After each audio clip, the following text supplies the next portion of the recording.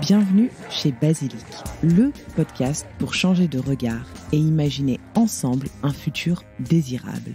Je suis Jeanne, votre hôte, et chaque semaine, je tends le micro à celles et ceux qui façonnent le monde de demain. Je vous souhaite la bienvenue et j'espère que vous vous sentirez bien chez Basilic. Et ce qui fait le lien avec toutes les causes d'accueil, c'est notre manque de connaissances et notre manque de lien avec la faune sauvage qui nous entoure. On ne sait plus vivre avec l'environnement qui nous entoure. Cette semaine, je reçois Caroline Barbier. Caroline gère et chapeaute le centre de sauvegarde de la faune sauvage, le Tétralibre. Ce centre de soins, situé à quelques kilomètres seulement de Chambéry, recueille et soigne les animaux sauvages blessés de Savoie, mais également de Haute-Savoie, pour les relâcher une fois rétablis. Dans cet épisode, enregistré en pleine nature, Caroline nous partage son histoire et surtout celle de son centre. Elle nous explique comment nous, humains, devrions apprendre à nous comporter pour ne pas mettre en péril la faune sauvage. J'espère que cet épisode vous plaira. Je vous souhaite une très belle écoute. Bonjour Caroline. Bonjour. Comment vas-tu ? Eh ben ça va, grosse saison, la grosse saison se termine, on est content. Alors, je vais t'inviter à te présenter s'il te plaît et puis ensuite on reviendra plus amplement sur le Tétralibre où on se trouve aujourd'hui et ce que vous y faites. Alors, je suis Caroline, j'ai 33 ans et je travaille au centre de sauvegarde du Tétralibre en Savoie.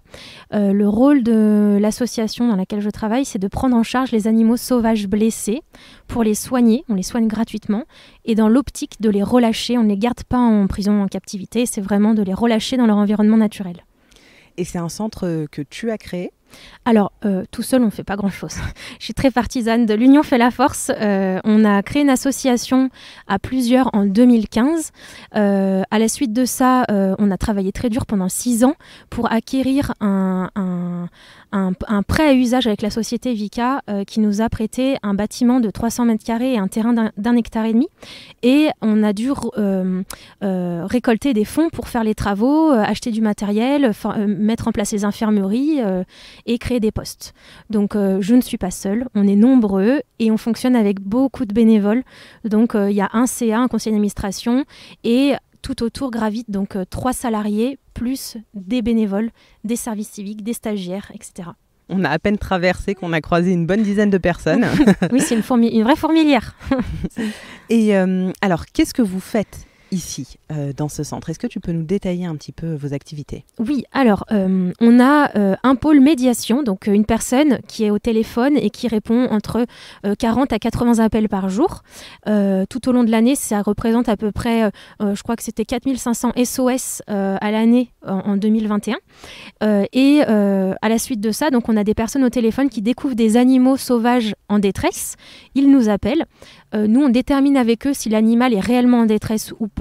Et s'il est réellement en détresse, on l'accueille au centre de soins et on va lui prodiguer des soins en fonction de sa problématique dans le but de le relâcher dans la nature après, qu'il retrouve son environnement et son territoire. Quel type d'animaux est-ce que vous pouvez accueillir ici ? Alors, chez nous, on accueille aussi bien les oiseaux que les mammifères, de toutes les tailles. Donc, aussi bien du petit oiseau, de la petite mésange, jusqu'au vautour, jusqu'au le petit écureuil, la petite souris, le renard, le chevreuil, voilà, tout. Et ce qui veut dire que tu travailles avec des vétérinaires ici au centre. Quelle est votre formation ? Quelle est ta formation aussi ? Alors, on travaille avec énormément de cliniques vétérinaires sur le bassin chambérien et alentour.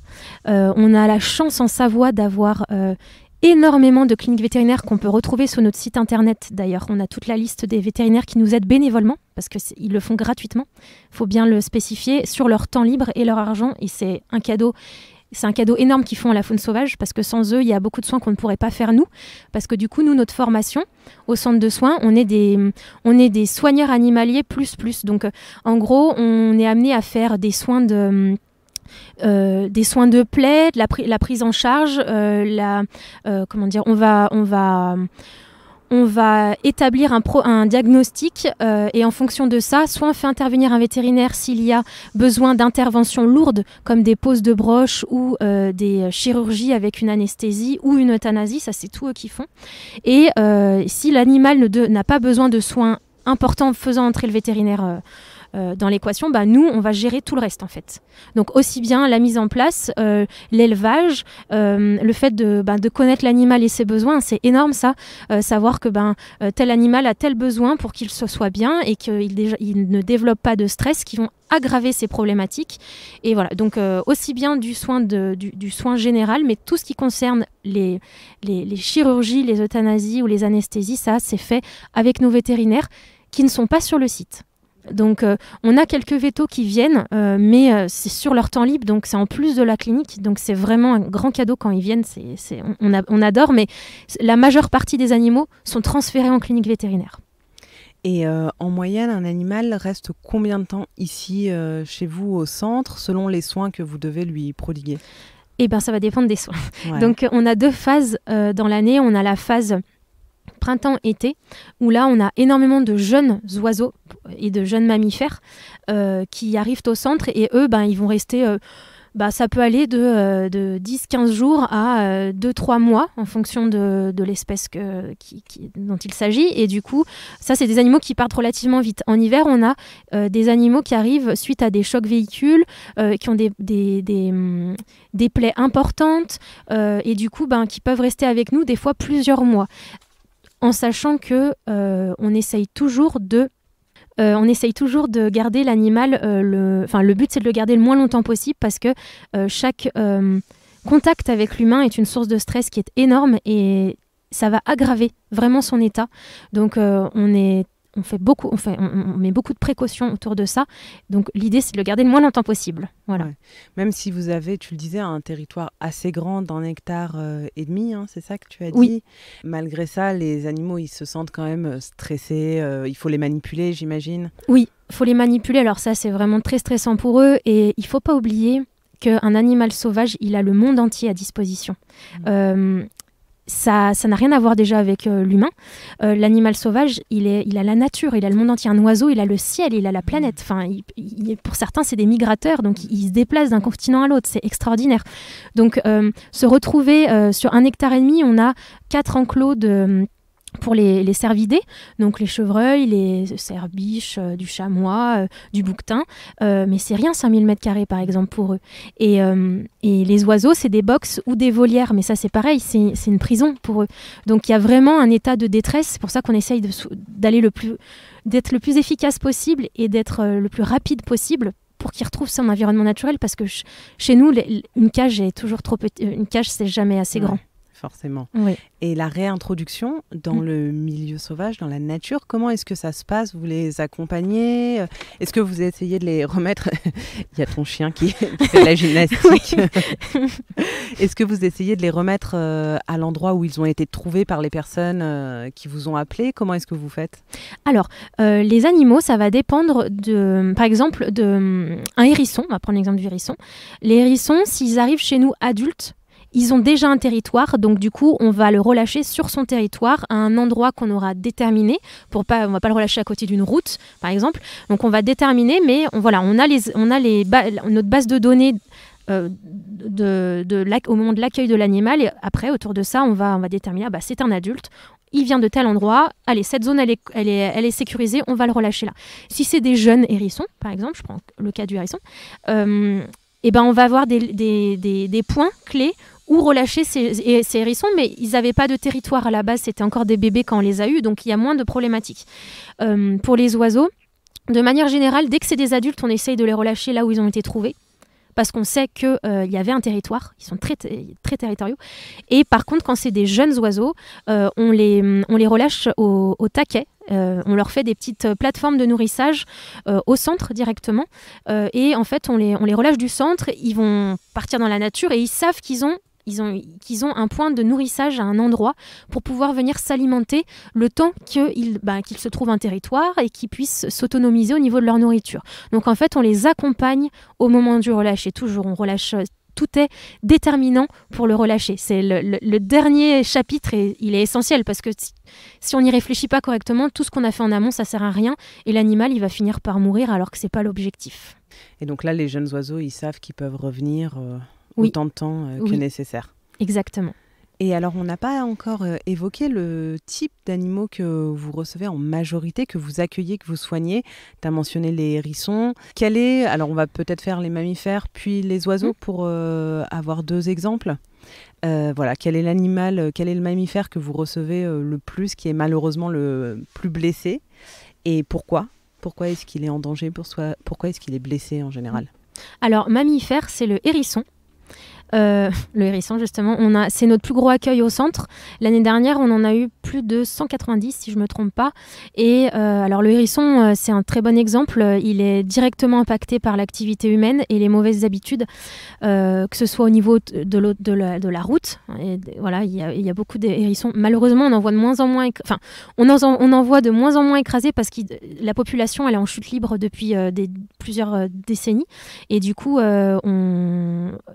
ça, c'est causé. Donc, il y a les voitures, mais il y a aussi les produits utilisés dans les champs qui, du coup, tuent leur nourriture de base. Hein. Ils sont friands de coléoptères à la base. Et du coup, il y a une chute des populations d'insectes qui touchent les hérissons, mais aussi les chauves-souris, les oiseaux insectivores. Enfin, tout est lié, de toute façon. Et du coup, le hérisson, il a moins d'habitat, il a moins de diversification d'alimentation au niveau alimentaire. Et en plus, sa zone de vie, elle est de plus en plus dangereuse, de plus en plus restreinte. Mais ça, c'est la faune sauvage en général. On leur laisse de moins en moins de place, en fait. Et ce qu'on leur donne, ça n'est pas forcément adapté à eux. Donc, on retrouve beaucoup de hérissons en ville, maintenant, qui mangent de la nourriture pas du tout adaptée.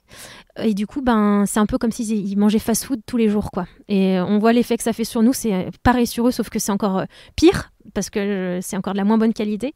Et du coup, il y a des conséquences, alors des dérangements des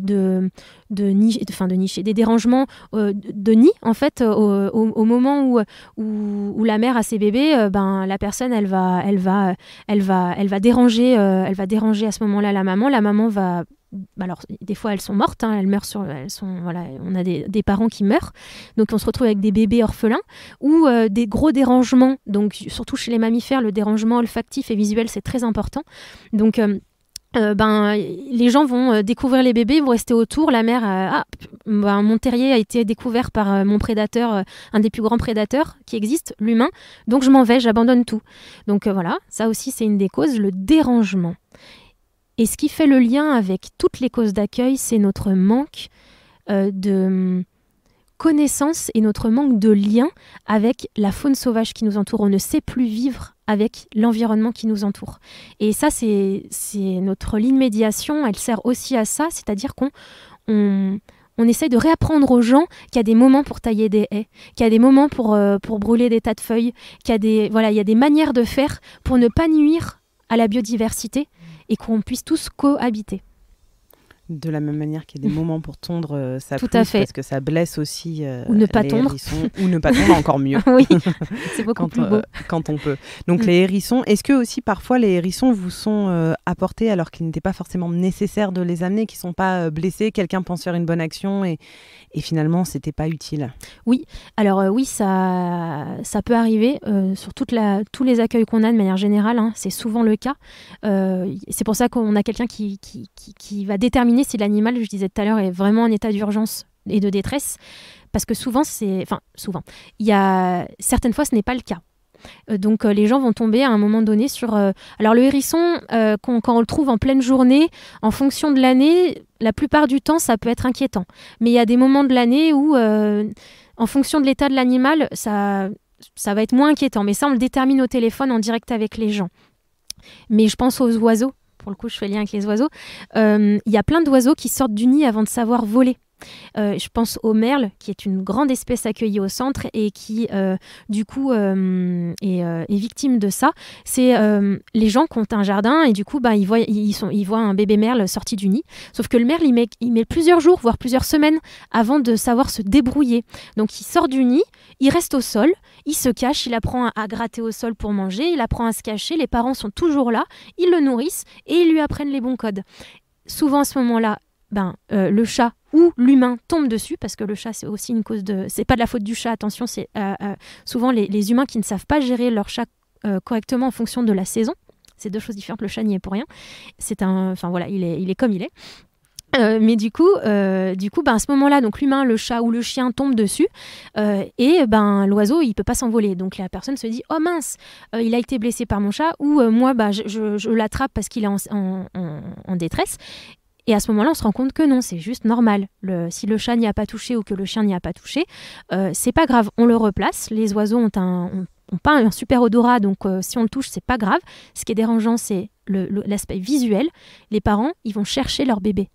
Faut en avoir conscience de ça. Les animaux, ils ont une notion de famille qui est bien présente et très importante. Donc, c'est pas anodin quand on enlève un animal de son lieu de vie. Donc, je repars sur mon merle, mais du coup, on a pas mal d'animaux ou d'oiseaux qui arrivent alors qu'ils n'auraient pas dû être accueillis par méconnaissance de comment fonctionne la faune sauvage. Si les gens savaient que, tiens, là j'ai un merle dans mon jardin, ils ont dû sortir du nid. Allez, j'ai un chat, je vais le rentrer la journée, comme ça l'oiseau il peut faire sa vie, et puis dans quelques jours ça sera bon, et mon chat je le laisse sortir la nuit le temps que je vois le merle se balader par terre, et puis dans quelques jours, quand il sera plus là, et là on revoit l'organisation. Mais c'est un réapprentissage de vie en cohabitation avec la faune sauvage qui est à faire. Un réapprentissage ou un apprentissage tout simplement, peut-être dans certains cas. Oui. Parce que c'est pas quelque chose qu'on nous apprend à l'école, ou en tout cas on nous apprend plus. Je sais pas si on nous l'a appris à un moment, mais nous on nous l'a jamais appris très fort probablement. Donc il y a peut-être un apprentissage à faire aussi. Et alors tu disais, il y a une partie médiation qui est très importante pour éviter aussi de recevoir n'importe quel type d'animaux pour n'importe quoi. Comment ça se passe cette partie médiation? Si moi demain je trouve un oiseau ou un mammifère dans mon jardin, j'ai l'impression qu'il est blessé, je vous appelle, comment est-ce que ça se passe?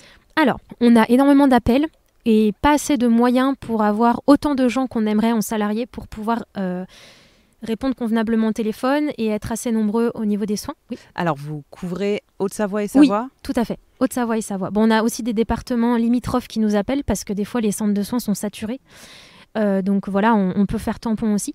Mais alors du coup, la ligne de médiation, il y a une personne qui gère le téléphone, mais il faut savoir qu'en été, on écoute la messagerie est pleine, on a 20 messages. Une fois qu'on a fini de les écouter, on a de nouveau la messagerie pleine, 20 messages. C'est ça toute la journée, de 9h à 17h. Et quand on part le soir, on n'a même pas pu rappeler. On essaye de rappeler tout le monde, mais des fois, il y en a tellement des appels qu'on n'arrive pas à mener tout de front. Donc en gros, les gens nous laissent un message sur le répondeur pour l'été, parce qu'il y a trop d'appels pour qu'on réponde en direct. Nous, on prend note du message, on rappelle tout de suite la personne. On prend connaissance du cas. On va lui demander, souvent on demande des photos pour déjà établir qu'est-ce que c'est comme espèce. Il a une aile qui traîne, prenez-moi en photo. Donc on essaye déjà de dégrossir en amont. Et notre médiateur, il va guider en fonction de ça. Donc oui, il y a un problème. Vous pouvez nous amener directement l'animal.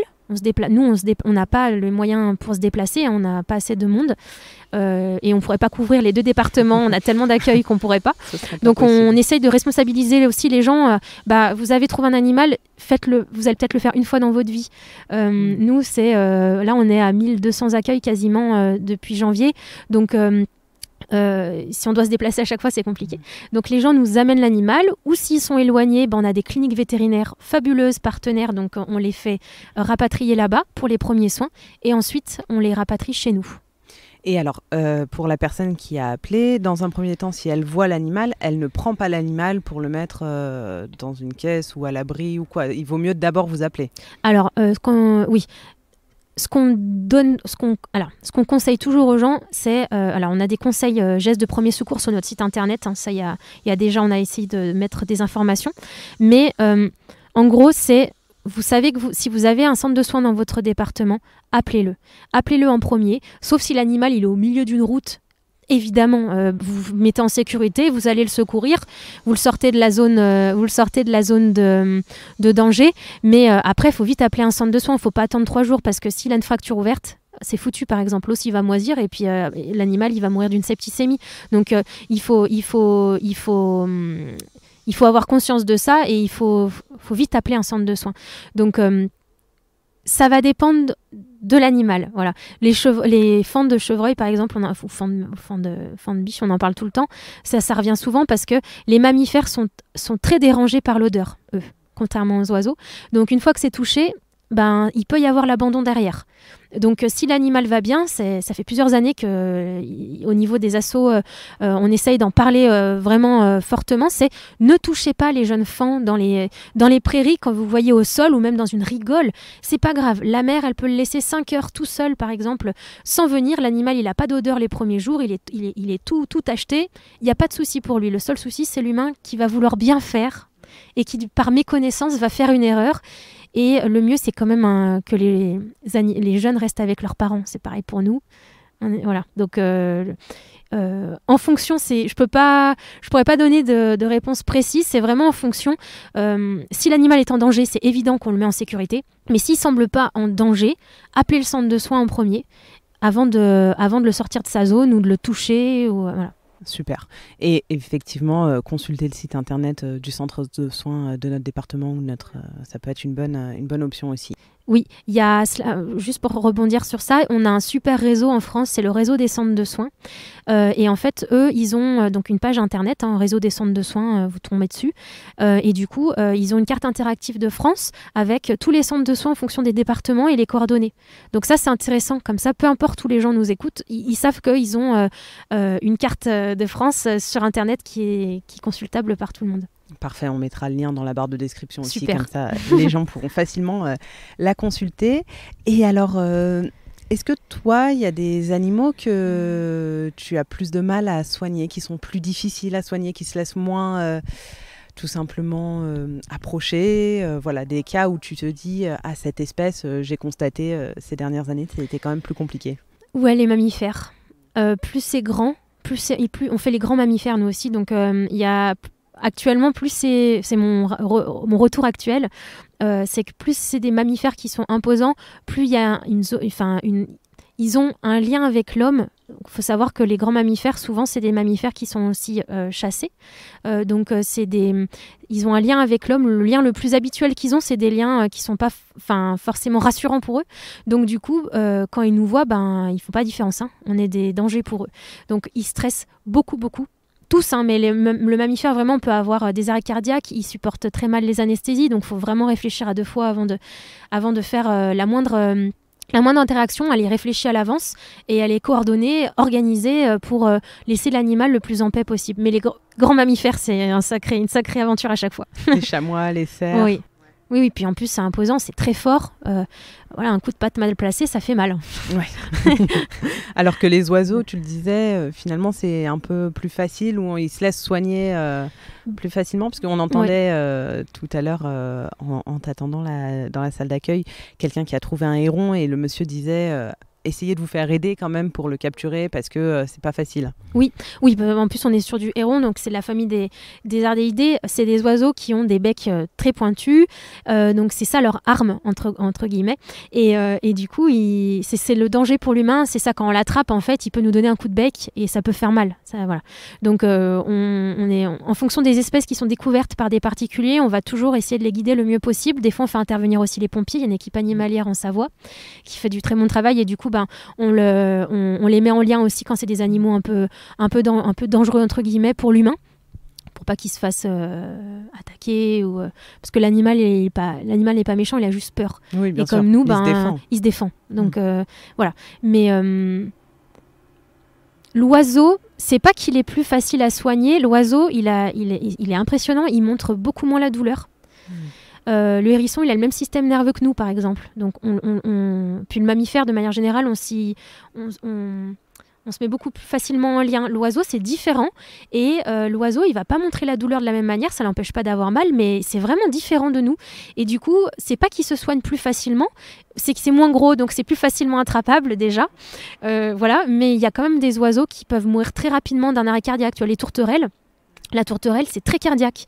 Les pics verts, les pics épêches, toute la famille des pics, c'est très cardiaque aussi. Les pigeons ramiers, les gros et beaux pigeons de forêt, là, c'est très cardiaque aussi. Alors que le pigeon de ville, c'est un pigeon qui est extraordinaire. Il est robuste, il s'est adapté, il est fabuleux. Et lui, il stresse beaucoup moins. Mais vraiment, c'est impressionnant. Le milieu de vie favorise des états aussi de stress différents. Et donc, voilà. Chaque espèce a sa particularité, en gros, aussi bien chez les oiseaux que chez les mammifères. Et alors, tu nous as pas encore dit pourquoi est-ce qu'on avait besoin de soigner ces animaux et cette faune sauvage. Il existe, tu as mentionné, plein de blessures différentes, des fractures, des ailes cassées, etc. Pourquoi est-ce que ces animaux sont blessés? Est-ce que c'est croissant, le nombre d'animaux blessés? J'imagine que c'est entre autres lié à l'activité humaine. Tout à fait. 90% des causes d'accueil sont liées à l'activité humaine. Un centre de soins, dans le meilleur des mondes, il n'existerait même pas parce que, bon, il y a les causes naturelles, mais ça, c'est la nature. Mais l'humain, il y est pour beaucoup. Donc, c'est vraiment en réponse à ça, à cette nuisance qu'on a sur la faune sauvage où les centres de soins existent. Ils sont nés pour ça, à la base. C'était aussi lié aux empoisonnements répétitifs et à la baisse des populations de rapaces. Il y a des dizaines d'années de ça que les premiers centres de soins ont vu le jour. Et après, ça s'est démocratisé sur toutes les autres espèces parce qu'en fait, même le moineau domestique actuellement, il s'adapte à tout. C'est un peu comme un pigeon, ça s'adapte à tout, il porte son nom. Et du coup, il s'adapte pas à être domestiqué, attention, mais il s'adapte facilement. C'est des oiseaux qui vivent dans les villages proches des humains. Même eux, ils sont en déclin. Les populations, elles s'effondrent. Donc, on voit vraiment que c'est lié à l'activité humaine, au fait qu'on les prive d'habitat. Du coup, ils n'ont plus de nourriture et plus de lieu pour se reproduire. Donc, c'est logique, ça s'écroule. Voilà, donc il y a vraiment les centres de soins, ils sont là pour essayer, même si c'est anecdotique comparé à ces milliards, parce que c'est vraiment ça, d'animaux sauvages qui meurent chaque année à cause de l'homme. C'est anecdotique, mais au moins on fait notre part. Et on essaye de faire quelque chose à notre niveau en se disant, au moins ça, lui, il est sauvé. Et ça fait du bien au cœur. Et alors, en tant qu'humain, qu'est-ce qu'on peut faire justement pour essayer de préserver cette faune sauvage, pour être aussi plus conscient de nos agissements? Parce que j'imagine que des fois, on ne veut pas causer de tort à ces animaux. On n'est pas tous des chasseurs dans l'âme, loin de là. Mais qu'est-ce qu'on peut faire? Comment est-ce qu'on peut mieux se comporter? Alors, je pense que... je renvoie toujours vers nos collègues par exemple la LPO ou la FNE et d'autres, des associations plus locales qui sont des associations qui organisent des sorties nature pour réapprendre, tiens, on va aller observer, on va aller sur le lac aujourd'hui, on va aller observer sans déranger les animaux. Et du coup, ils réapprennent ces gens au public à reconnaître les espèces qui les entourent. Puis quand on connaît quelque chose, on y met plus d'attention de manière générale, l'humain. Donc ça resensibilise. Puis après, il y a plein d'animations de sorties nature avec des gens qui sont fabuleux, qui vont nous expliquer comment les animaux vivent. Enfin, moi, à chaque fois, ils me font rêver, ces gens, parce que c'est des conteurs dans l'âme de la biodiversité. Et ça vaut vraiment le détour. C'est de se rapprocher d'associations, je pense, qui refont le lien avec la faune sauvage. Donc ça, en local, il y en a plein. National, ce qui est très connu, c'est la LPO et la FNE, mais il y a aussi d'autres petites antennes locales qui sont moins connues et qui méritent d'être découvertes. Et je pense que les sorties nature, les sorties de terrain, c'est souvent très abordable en prix. On est avec des professionnels qui sont fabuleux. Et vraiment, là, on se reconnecte en direct avec ce qui nous entoure. Et ça peut être un bon commencement. Et après, en fonction de chaque situation, si on a un jardin, si on a un appartement, essayer de se mettre en lien avec ces associations, souvent qui accompagnent aussi, je pense à la FNE, France Nature Environnement, qui gère aussi les problèmes de cohabitation. Donc, ça vaut le coup de se renseigner. Tiens, là, j'ai tel oiseau ou tel animal. J'ai envie de faire un refuge LPO, par exemple. Qu'est-ce que je dois mettre en place?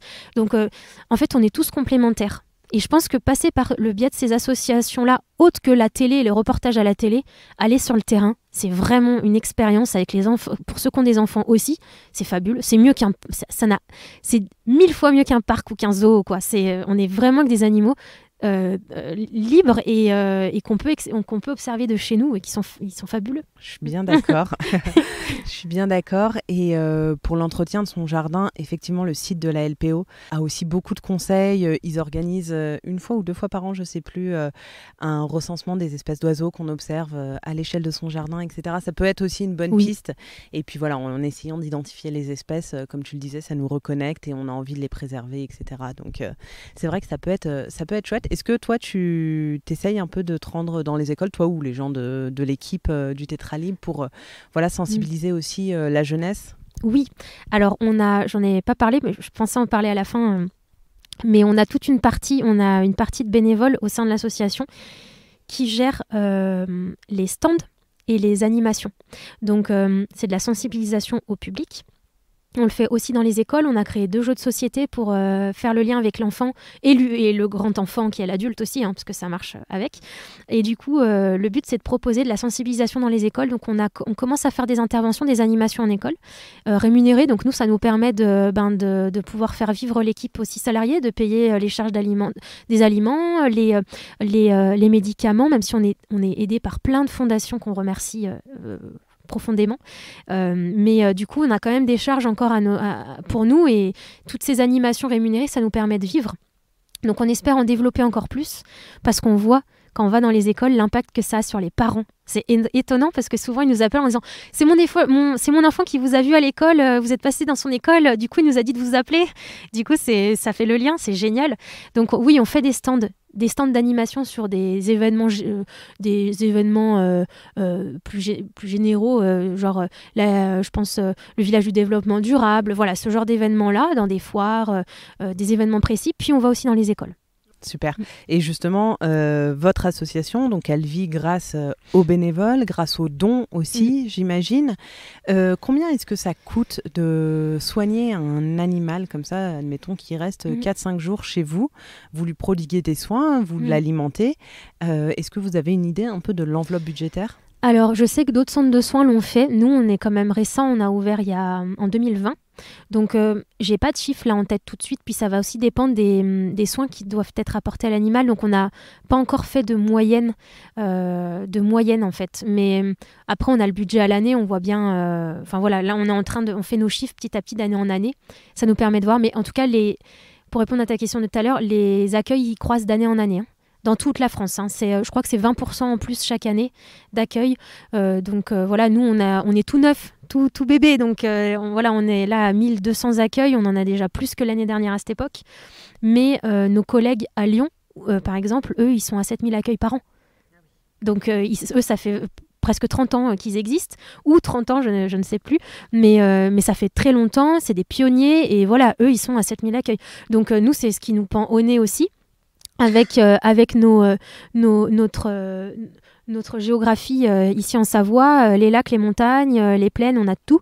Donc c'est ce qui nous pend aussi au nez. Donc il faut qu'on y réfléchisse. Après, j'ai pas de chiffre, non, pour le moment de moyenne de coût d'un animal. Parce que j'imagine qu'il y a entre les médicaments, les produits, désinfectants, etc., ça doit quand même représenter un certain coût. Donc ça ne cesse de croître, d'accord, c'est pas super encourageant. Non, c'est surtout qu'il faut que les équipes, elles suivent. Parce qu'on voit bien que... on a eu la chance de commencer avec 3 salariés. Là, on sait clairement qu'il en faut une 4e, par exemple, parce que les accueils croissent et puis la charge de travail aussi. Mais dans les années à venir, il n'y a pas de secret. C'est... Dans un hôpital, pour humains, s'il n'y a pas assez de monde, il n'y a pas assez de... on le voit bien à notre échelle humaine. Pour les animaux sauvages, c'est pareil. Sauf que nous, heureusement que les bénévoles sont là. Parce que sans eux, on ferait pas grand-chose, on en sauverait beaucoup moins des animaux, donc merci à eux. Mais faut se mettre à la place, à notre échelle humaine, si on allait à l'hôpital et qu'il y avait un bénévole qui vient 1 fois par semaine ou 1 fois par mois qui nous soigne, on trouverait ça pas normal. En France, c'est un peu ça le problème, c'est que les centres de soins, pour le moment, n'ont pas de subvention, en fait, ne sont pas aidés par l'État. Donc, de manière régulière, il n'y a rien qui est intégré pour soutenir les centres de soins en France. Donc, c'est à nous de nous débrouiller. Donc, en fonction des départements, ça marche bien ou ça marche moins bien. En fonction des bénévoles disponibles pour faire chercher les sous aussi, parce qu'il faut du temps pour ça. Les appels à projets. Du coup, c'est une fourmilière, comme tu disais tout à l'heure. C'est énorme. Et là, tu as vu le dessus. parce que tous les gens qui moulinent dans le noir et qu'on voit pas et qui font que c'est ça qui permet de vivre, que l'association et que le centre de soins permet de vivre, on les voit pas, mais ils sont là. Le travail est monumental. Donc il faut que voilà, il va falloir j'espère qu'un jour en France ça changera et que les animaux sauvages ils seront soutenus aussi par l'État, parce qu'il ne faut pas oublier que les dégâts sont essentiellement à cause de nous, les humains, et c'est notre responsabilité de venir en aide comme on peut aux êtres en difficulté. Est-ce que tu sais si à l'échelle européenne, par exemple, il y a des pays qui valorisent davantage ces centres de soins, qui les soutiennent, qui les subventionnent ? Alors ça, sur le site du réseau dont je te parlais tout à l'heure, il y aura certainement plus d'informations. C'est leur travail, ils font beaucoup de comparaisons aussi, entre autres, ils font un travail de fond énorme. Ils ont une grosse charge de travail. Et ils font pas mal de liens avec les autres pays aussi, donc là-dessus, il y aurait plus d'informations sur leur site. Mais je sais que par exemple, en Angleterre, on en entend souvent parler dans notre milieu parce que ça n'a rien à voir. Les centres de soins, il y a un nombre de salariés qui est hallucinant. Les centres de soins ont la sensibilité de la population est complètement différente. Il y a beaucoup plus d'aide apparemment au niveau des gens. En fait, les gens participent plus facilement, ils font des dons plus importants, etc. Du coup, les structures sont plus grosses. Après, il y a peut-être des subventions publiques, je ne sais pas ça. Mais en tout cas, je sais que, par exemple, en Angleterre, ça n'a rien à voir avec nous. C'est des structures plus grosses, il y a plus de salariés et du coup, c'est plus professionnalisé. Super intéressant. Je mettrai, si je trouve des études sur le sujet, je les mettrai dans la barre de description. Et pour clôturer cet épisode, j'aurais aimé que tu nous dresses un petit... que tu nous détailles un petit peu qui vous accueillez en ce moment au centre. Alors, j'imagine qu'il y a beaucoup d'animaux, donc on ne pourra peut-être pas tous les mentionner. Mais voilà, ceux qui sont arrivés ces dernières heures ou ces dernières semaines. Alors, je vais essayer de... Alors, on a beaucoup de martinets en ce moment, dû à la canicule, entre autres, mais ça, c'est tous les ans. Dès qu'il y a une canicule, les petits, vu qu'ils sont sous les toits, ils tombent ou ils sautent du nid, donc on a pas mal d'accueil après les canicules. Donc... D'ailleurs, ça me fait penser à une des questions que je m'étais notée. Avec cette canicule, est-ce que vous avez aussi accueilli des animaux qui étaient déshydratés, qui ont été vraiment victimes de cette sécheresse à laquelle on a été confrontés ? Alors, le martinet, chez nous, c'est vraiment celui qui est arrivé le plus en difficulté très tôt, parce que la canicule a commencé très tôt. Puis vraiment, à chaque fois qu'il y a une canicule, on sait qu'on va on va avoir une quantité d'accueil de martinets les jours qui suivent énorme, et à chaque fois, ça loupe pas. Donc là, la canicule a commencé tôt, donc on a accueilli les martinets plus tôt que les années d'avant. Donc c'est très très lié, ça on le sait. Après, les autres espèces, ils n'arrivent pas forcément avec étiquette j'ai mal vécu la canicule. Ce qui est sûr, c'est que ça engendre des problématiques de territoire, parce que quand il n'y a plus d'eau, quand il y a une rivière qui n'est plus là, les animaux, il faut bien qu'ils boivent quelque part, donc ils se déplacent, donc ils prennent des risques parce que c'est un territoire inconnu. Donc il y a une conséquence, c'est évident. Après, quand ils arrivent chez nous, il n'y a pas marqué à la base j'avais plus d'eau dans ma rivière, donc j'ai pris un risque et je me suis fait percuter, ou voilà, donc c'est un peu difficile. Le martinet, c'est sûr qu'il y a une grosse problématique. Cette année, comme toutes les années de canicule, il y a une problématique. C'est corrélé. Ouais. Donc des martinets en ce moment. Martinets, on a eu pas mal de petits passereaux, beaucoup de moineaux. C'est malheureusement, comme je disais tout à l'heure, il y a une grosse problématique aussi au niveau des moineaux. Du renard, du hérisson, beaucoup de hérissons, des écureuils. On a en ce moment des faons de chevreuils, chamois. On a accueilli un chevreuil, un mâle adulte percuté par une voiture, là, qui va mieux. On est content. Voilà, on a accueilli hier une petite chevêchette, c'est un tout petit rapace dans les montagnes, enfin dans les arbres, qui est souvent dans les forêts et qui est rare. D'ailleurs, je crois que c'est notre première chevêchette, donc il faudra aller voir, c'est particulier, c'est un tout petit rapace. Donc on a accueilli ça hier, et buse. Qu'est-ce qu'on en... Voilà, en gros, buse, goéland, des corneilles. Quelle est votre capacité d'accueil maximale ? On ne l'a pas encore atteinte, donc je ne pourrais pas vraiment le dire. Mais ça dépend aussi beaucoup du nombre de personnes qu'on a pour nous aider en soins. Je le répète, on fonctionne aussi avec des bénévoles, donc ça veut dire qu'on accueille des gens qui n'ont jamais touché un animal de leur vie et qu'on forme du mieux qu'on peut. D'année en année, on s'améliore, parce que ça demande beaucoup d'énergie et un cadre important pour former des gens. Ça, c'est des choses qu'on découvre, nous, à notre échelle, parce qu'on n'a pas été formés comme... Enfin, on nous a jamais appris à former des gens. Donc, si on a assez de monde disponible chaque jour, on arrive à faire le travail. Si, par contre, on a un manque d'effectifs, et ben, comme cette année, ça a été le cas, pour la première fois, on a dû faire le choix, on a dû fermer un week-end les accueils, parce qu'on se retrouvait à 2 le soir, alors qu'il fallait être 8. Et c'est pas possible, tu peux pas, t'as 100 animaux, tu peux pas. Donc tu peux pas accueillir 10 accueils en plus dans la journée et en plus t'occuper des animaux c'est horrible, on n'en était jamais arrivé là, ça fait mal au cœur à chaque fois parce que c'est des décisions lourdes, on le sait, mais en fait on est obligé de choisir entre, on n'a pas 10 bras, c'est soit on s'occupe des animaux qui sont déjà en soins, soit on accueille des nouveaux individus, mais on est obligé de faire un choix.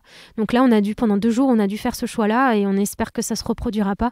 Ça, c'était dû au fait qu'on n'a pas assez de moyens financiers pour avoir des équipes salariées assez conséquentes, plus conséquentes, et du coup, et des bénévoles aussi qui, à ce moment-là, les pauvres, ils prenaient des vacances aussi, enfin, ils ont le droit d'avoir une vie. Mais à ce moment-là, voilà, ce qui a causé ça, c'était le manque d'effectifs, clairement.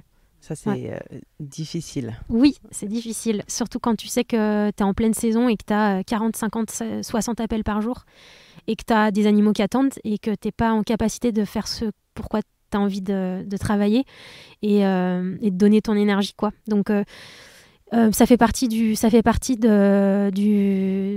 centres de soins aussi. C'est qu'il y a tellement une instabilité que on fait en fonction des moyens qu'on a. Voilà, donc tu as des centres de soins qui se retrouvent obligés de restreindre leurs accueils parce qu'ils n'ont plus assez de fonds, plus assez de monde. Donc ils en arrivent à prendre des décisions qui sont horribles qui ne leur plaisent pas du tout, mais ils n'ont pas le choix en fait. C'est tout ça à cause d'un manque de moyens financiers et du coup d'un manque de personnel ou de structure. Mais ça va avec les moyens financiers. Alors nous, après, on fonctionne, on est heureux, on a une dynamique on essaye d'aller vers du zéro déchet. On ne sera jamais zéro déchet, mais en tout cas vers de la en tant que centre de soins. Mais on essaye d'aller vers beaucoup de récup. Donc on a la Biocoop, l'eau vive qui nous donne par exemple leurs légumes et leurs fruits, au lieu de les jeter, ils nous les donnent. Donc ça, c'est énorme. En plus, nos animaux, du coup, ils mangent bio, on est contents. Ça fait du lien d'humain aussi entre différentes structures. On a... Par exemple, Carrefour Champ Nord qui nous donne ses dons de viande au lieu de les jeter. Donc ça, on est très heureux aussi. Voilà, on essaye de faire des petits partenariats. On a des structures, au lieu de jeter le matériel de soins, les compresses, des choses ou des paquets qui sont ouverts et jetés après, ils les gardent et ils nous les donnent après. Donc nous, on récupère. Voilà, on essaye de minimiser notre impact aussi en tant que centre de soins parce que c'est très énergivore. Et voilà, il faut pas. Nous, notre volonté, c'est d'essayer d'être le plus cohérent possible. Donc voilà, on essaye du mieux qu'on peut. Et de vous inscrire aussi à l'échelle locale. Oui, avec tout à des fait. Partenaires. Tout à fait. À proximité. Oui. Ouais. Génial. Merci beaucoup, Caroline, pour cet échange. C'était passionnant. À la prochaine. À la prochaine. Merci. Merci d'avoir écouté cet épisode jusqu'au bout. Si vous êtes encore là, j'imagine qu'il vous a plu. N'oubliez pas de vous abonner à Basilic sur votre application de podcast favorite pour ne louper aucun épisode. Vous pouvez également me suivre sur Instagram et LinkedIn @basilicpodcast pour découvrir les coulisses de tous les épisodes et de toutes les interviews. Et enfin, si l'univers du podcast vous intéresse, alors je vous invite à jeter un œil à basilicpodcast.com. Vous y découvrirez Basilic Studio, la formation que j'ai créée pour vous accompagner à lancer votre propre podcast et surtout le podcast de vos rêves, mais également Basilic Lab, l'agence qui nous permet de créer des podcasts pour des marques audacieuses et des thérapeutes engagés. Je vous donne rendez-vous la semaine prochaine pour un nouvel épisode et d'ici là, prenez grand soin de vous.